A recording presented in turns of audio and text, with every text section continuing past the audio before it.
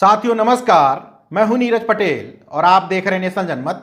उत्तर प्रदेश लोक सेवा आयोग द्वारा आयोजित की गई परीक्षा के तहत बीईओ यानी कि खंड शिक्षा अधिकारी, जिनको पहले एबीएसए कहा जाता था, उसके 309 पदों पर परिणाम घोषित कर दिए गए। जिन सभी अभ्यर्थियों का चयन हुआ है उन सभी को मेरी तरफ से शुभकामनाएं। इसके रिजल्ट पर हम विश्लेषण करें उससे पहले मुझे सबसे ज्यादा चिंता सता रही है कि आखिर राम मंदिर के लिए कितना चंदा इकट्ठा अभी तक हो पाया है, क्योंकि मेरा पूर्ण इस पे विश्वास है कि उत्तर प्रदेश के यशस्वी और धार्मिक मुख्यमंत्री के राज्य में बनने वाला राम मंदिर जितना ज्यादा भव्य होगा, उतना ही इस प्रदेश की और देश की शोषित, पीड़ित, पिछड़े वर्ग की जनता को सबसे ज्यादा लाभ होने जा रहा है। इसलिए राम मंदिर की चिंता मुझे पहले है और बीईओ परीक्षा में ओबीसी को मात्र 10% आरक्षण मिला, इसकी चिंता बाद में है। बहरहाल अब विश्लेषण पर आ जाते हैं। खंड शिक्षा अधिकारी के 309 पदों पर रिजल्ट घोषित किए गए, मतलब 300 लोगों का चयन हुआ। उसमें 188 लोगों का चयन हुआ अनारक्षित श्रेणी में, जिसको कहा जाता है अनरिजर्व्ड कैटेगरी। फिर से आपको बता देता हूं कि अनरिजर्व्ड कैटेगरी का मतलब जनरल या सवर्ण नहीं है। अनरिजर्व्ड मतलब उसमें ओबीसी, एससी, एसटी का कोई भी शख्स जिसने ज्यादा नंबर पाए हो वो इस कैटेगरी में आ सकता है। तो रिजल्ट प्रथम दृष्टया आप देखेंगे तो आपको लगेगा कि बहुत शानदार रिजल्ट बनाया गया है और ओबीसी, एससी, एसटी के आरक्षण के साथ कोई खिलवाड़ नहीं की गई है, क्योंकि इस रिजल्ट में ओवरलैपिंग भी कराई गई है। यानी कि ओबीसी के जिन छात्रों के नंबर ज्यादा थे उनको अनारक्षित यानी कि अनरिजर्व कैटेगरी में सिलेक्शन दिया गया है 29 छात्रों को। बड़ी खुशी की बात है, बड़ा अच्छा रिजल्ट बनाया गया। अब तो राम राज्य ही आ गया। उसी तरीके से एससी के अनारक्षित वर्ग में यानी कि अनरिजर्व कैटेगरी में 6 लोगों का चयन किया गया जिनके नंबर अनरिजर्व कैटेगरी में फाइट करने योग्य थे। लेकिन ईडब्ल्यूएस यानी कि सवर्णों का, गरीब सवर्णों का जो आरक्षण कहा जाता है, उस कैटेगरी से आने वाले 26 लोगों को अनरिजर्व कैटेगरी में उन्होंने क्वालिफाई कराया है। अब गणित समझिएगा, यानी कि ओबीसी, एससी, ईडब्ल्यूएस मिलाकर के कुल 51 लोगों का चयन हुआ, जिनको रिजर्व कैटेगरी से जो लोग आते थे उनका अनरिजर्व कैटेगरी में सिलेक्शन कर लिया गया। लेकिन सवाल यहां उठता है कि 309 सीटों पर अगर विज्ञापन निकाला गया था तो उसका 27% होता है 87 सीट। मतलब कम से कम ओबीसी को, मैक्सिमम नहीं, कम से कम 87 सीटों पर चयन होना चाहिए था। और मैक्सिमम कितनी होनी चाहिए थी? ओबीसी अनारक्षित कैटेगरी में 29 फाइट किए हैं, मतलब 87 और 29 अगर मिला दिया जाए तो 116 सीटों पर कुल चयन होना चाहिए था। लेकिन ओबीसी का चयन हुआ कितना? 29 अनरिजर्व कैटेगरी में सिलेक्शन हुआ और मात्र 31 उनकी रिजर्व कैटेगरी में सिलेक्शन हुआ। दोनों को अगर जोड़ दिया जाए तो ओबीसी यानी कि अन्य पिछड़े वर्ग का मिलाकर के सिलेक्शन हुआ अनारक्षित और आरक्षित श्रेणी मिलाकर के 29 + 31 यानी कि केवल 60 सीटों पर सिलेक्शन हुआ।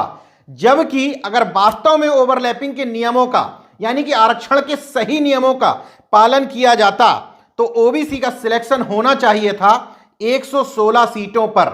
और मान लीजिए आप जहां पर ओवरलैपिंग नहीं करवाते हैं तब भी सिलेक्शन होना चाहिए था 87 सीट पर। यह 27% आरक्षण ओबीसी का संवैधानिक हक है, लेकिन सिलेक्शन हुआ 60 सीट पर। यानी कि नियम के हिसाब से 56 सीट ओबीसी की गायब कर दी गई, खा गई।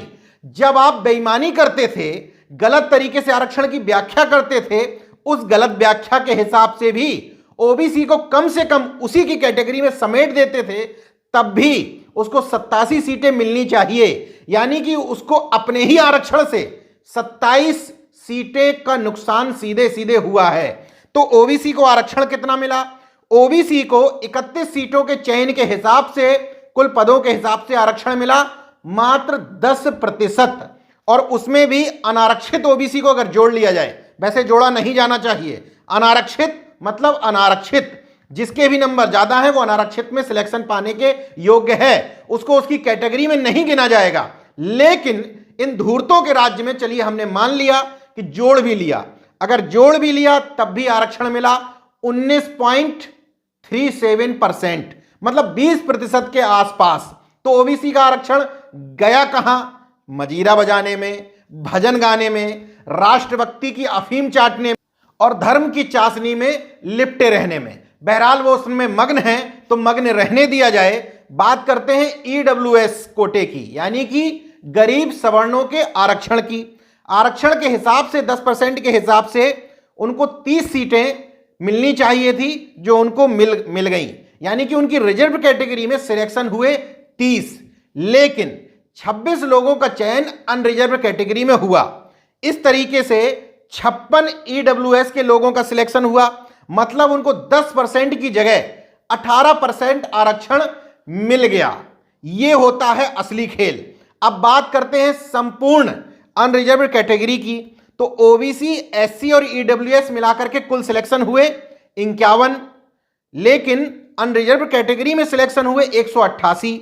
इसमें से इन तीनों कैटेगरी के लोगों को हटा दिया जाए, 51 हटा दिए, अब बचते हैं 137। और इन 137 में अगर ईडब्ल्यूएस के सवर्णों को जोड़ दिया जाए तो हो जाती हैं 163 सीटें, मतलब 52.75% आरक्षण सीधे सीधे सवर्णों के लिए दिया गया। यह अनरिजर्व्ड की बात नहीं है, विशुद्ध सवर्णों को 52.75% आरक्षण दिया गया। संवैधानिक तौर पर आरक्षण के प्रावधानों के तौर पर एकदम गलत है, ऐसा कतई नहीं होना चाहिए था, लेकिन ऐसा हो रहा है। इसलिए क्योंकि खुली आंखों से आप ये सब होता देख रहे हैं। अपने पद, नौकरियां, रोजगार, संवैधानिक संस्थाएं, यहां तक कि सरकारी जो एजेंसियां थीं वो भी बिकते हुए आप अपनी आंखों से देख रहे हैं, लेकिन मग्न हैं। इन सब के लिए जाएंगे कहां आप? अगर आप सरकार से कहेंगे तो वो कहेगी हमने आपको ओवरलैपिंग करवा दिया है और आपका आरक्षण पूर्ण है। एक और झुंझुना आपको दिया गया था कि पिछड़ा वर्ग आयोग को, राष्ट्रीय पिछड़ा वर्ग आयोग को संवैधानिक दर्जा दिया गया था। आप पिछड़ा वर्ग आयोग में जाएंगे, पिछड़ा वर्ग में बैठे हुए लोग नोटिस भेजेंगे, 1-2 बार की सुनवाई होगी, लेकिन उससे होगा कुछ नहीं। अभी तक के तमाम सारे निर्णयों में 1-2 जगह पिछड़ा वर्ग आयोग ने अच्छा काम किया है, उसने कुछ लोगों को लाभ दिलवाया भी है, लेकिन जहां जहां नौकरियों की बात आई है वहां वहां उत्तर प्रदेश की संस्थाओं ने उसको सिरे से खारिज कर दिया है, उसके आदेश को, उसकी सुनवाई को दरकिनार कर दिया है। इसलिए अब आपके पास कोर्ट का सहारा है। कोर्ट से आपको कितना रिलीफ मिलता है, वहां बैठे हुए लोग अपनी जातिवादी मानसिकता से कितना दूर रह पाते हैं, यह भविष्य के गर्त में छुपा हुआ है। बहरहाल पहला स्टेप तो यह होता है कि आप अपने अधिकारों को समझें, आपको पता चले कि आपके साथ गलत हुआ है। अब आप इसमें भारतीय जनता पार्टी या वर्तमान सरकार को कोसेंगे, कोसना भी चाहिए, जो सामने है सवाल उस पर ही उठेगा, लेकिन एक सवाल और उठना चाहिए, जो तथाकथित आपकी सरकारें थीं, उन सरकारों के राज्य में 12 साल तक एबीएसए यानी कि खंड शिक्षा अधिकारी का कोई परीक्षा क्यों नहीं कराई गई? बताया यह जा रहा है कि 2007 के बाद से, यानी कि 12 साल बाद यह परीक्षा निकाली गई थी। जब वो अपने राज्य में परीक्षा निकालेंगे, स्वाभाविक है कि तथाकथित अपने लोगों को भरेंगे। अब आप कहेंगे कि विज्ञापन में क्या लिखा हुआ था, तो विज्ञापन संख्या A-4/E-1/2019, इसी विज्ञापन संख्या के तहत ये 309 पद निकाले गए थे। चेक कर लीजिएगा। उसमें भी मैंने जाकर चेक किया कि उस समय जब विज्ञापन निकाला था तो उन्होंने आरक्षण के बारे में क्या कहा था। घालमेल देखिए, उनको पता था कि हम आगे जाकर के क्या खेल करेंगे, इसलिए उन्होंने 7 नंबर के आरक्षण कॉलम में लिखा था, उत्तर प्रदेश के आर्थिक रूप से कमजोर वर्गों / उत्तर प्रदेश की अनुसूचित जातियों, उत्तर प्रदेश की अनुसूचित जनजातियों, उत्तर प्रदेश के अन्य पिछड़े वर्गों के लिए आरक्षण विद्यमान शासकीय नियमों के अनुसार दिया जाएगा। तो क्या दिया गया? क्या अभी वासुदेव यादव जो समाजवादी पार्टी के एमएलसी हैं, उन्होंने एक सवाल पूछा था मुख्यमंत्री योगी आदित्यनाथ जी से लिखित में। उसके लिखित में जवाब में योगी जी ने कहा कि आरक्षण के प्रावधान का हम फॉलो कर रहे हैं, यानी कि ओवरलैपिंग, अगर किसी छात्र के नंबर ज्यादा होते हैं तो हम उसको उसकी कैटेगरी में सिलेक्ट ना करके सीधे सीधे अनरिजर्व कैटेगरी में सिलेक्ट कर रहे हैं। जो एकदम कोरा झूठ था। सामने रिजल्ट है आपके, खुद जाकर के चेक कर लीजिएगा, कहीं कोई मैं गलत या मिथ्या बात तो नहीं कह रहा हूं। इस रिजल्ट आने के बाद अभी तक मेरे पास केवल एक जागरूक नेता का फोन आया, वो फिर से हैं वासुदेव यादव। उन्होंने कहा कि सत्र शुरू होगा, विधान परिषद में मैं ये मामला उठाऊंगा। मुझे भरोसा इसलिए है क्योंकि इससे पहले भी वो मामले उठाते रहे हैं। देखते रहे नेशन जनमत, जागरूक और सजग इसलिए बने रहिए क्योंकि यही आपके पास अंतिम विकल्प रह गया है। जय विज्ञान, जय संविधान, जय लोकतंत्र। धन्यवाद। तो अगर आपने मेरा YouTube चैनल सब्सक्राइब नहीं किया तो प्लीज़ सब्सक्राइब कर लें और उस बेल आइकन पर जरूर क्लिक करें, जिससे जो मेरे न्यू वीडियो